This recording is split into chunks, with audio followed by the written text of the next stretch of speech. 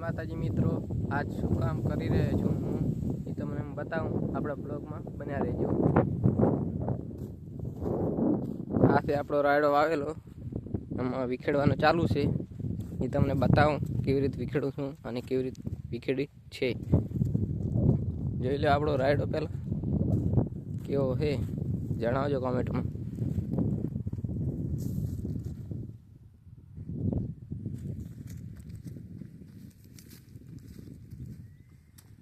અને બાકી એક નંબર રાયડો જોઈ લો.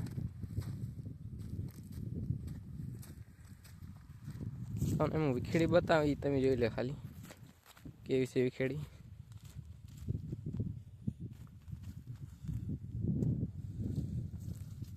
આ સાઈડ વિખેડેલો રાયડો જોઈ લો.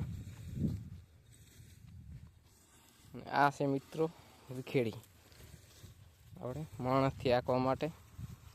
જોઈ લો, એકવાર તમને હરખે બતાવી દઉં. જોઈ લો, આ ટાઈપની વિખેડી છે. રાયડો ઉખેડવાનો છે.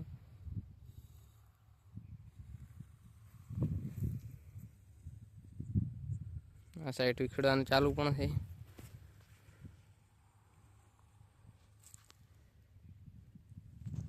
આપણો બ્લોગ સારો લાગ્યો હોય તો શેર, સબસ્ક્રાઈબ અને કોમેન્ટ જરૂરથી કરજો. જય માતાજી.